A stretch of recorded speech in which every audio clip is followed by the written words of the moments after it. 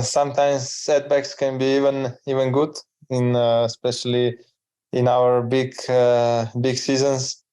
And yeah, at least you take some time off, rest the body and the mind. I just got off a video conference with Tadej Pogacar, and he's progressing well despite the wrist injury, the wrist fracture in his Liège-Bastogne-Liège crash on April 23rd. He's there at Sierra Nevada in the southern part of Spain at an altitude camp with his UAE teammates. I feel really good. The first week after Liège, I had off anyway. So yeah, basically I was just relaxing, try to relax with at home. And then second week I already started some home trainer, and yeah, motivation was really high since the beginning.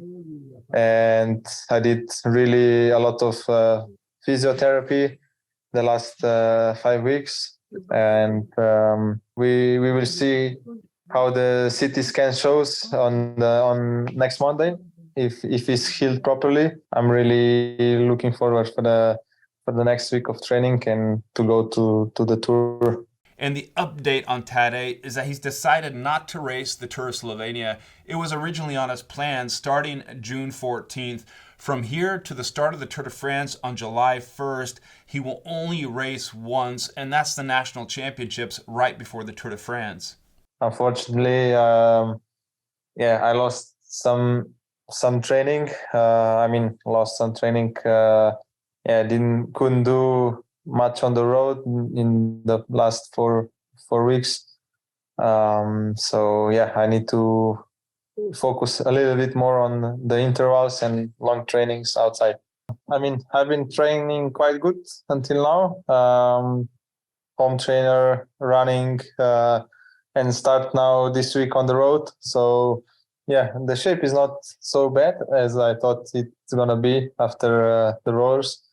Also, the wrist is getting better every day, and now this week I'm in Sierra Nevada for altitude camp. Try to get as much as possible out of this camp. Here I have great support from the team, and we can do big hours on the bike and having a massage and physiotherapy here. So yeah, it's a lot of work, but then in 11 June I go off Sierra Nevada, go to do recon of few stages for the Tour, and then back on Sestriere training camp, and then hopefully I will do national championships, TT and road race. Tadej said maybe is a little bit stupid, but against doctor's orders, he started training on the open road a little bit sooner than what he should have done. He had a little bit of pain in his wrist, but he still pushes ahead. In the Tour de France, he said that he could have still a soft brace around his wrist. If you're not 100% at the Tour, if you go like me to go in Tour for the win, I don't think you can enjoy, but hopefully I will be 100%. Maybe the wrist will not be at 100%, but I think the legs can be, because you don't need wrist to train the legs. If Tadej was the world champion like Remco Evenepoel, he said he would certainly be lining up at the Tour de France in those rainbow championship stripes. And he's a world champion, so if I'm him, I would do the Tour de France as well. But everybody is different, and everybody feels different on the bike. After such a hard racing, also he had COVID, so I don't know. I would love to see him at the Tour. It would be even bigger competition, and same goes for Roglic.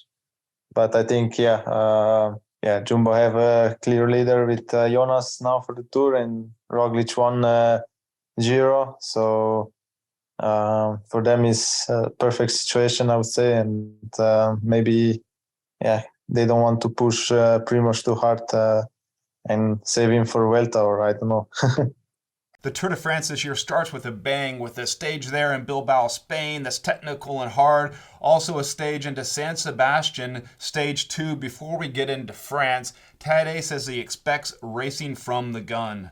Yeah, you can always do some good trainings behind moto and stuff like this to simulate as it's a race. And I think you can adapt trainings to that it's similar to races. So yeah, I'm not so worried. The first two stages are really beautiful one, super hard, and yeah, I think it's good. I think I prefer it like this than having flat stages the first week, because you already see who is there and who is what, who got the jersey, and it's not so stressful the next days. So yeah, it's gonna be tough to come there fresh and immediately going full gas the first 2 days. But yeah, 2 years ago was more or less similar. The first two stages were super hard finish. So yeah, I felt good back then. So this start of the tour, I really like. And you could see just there in the phone call, Tadej still has that same charm, that same smile.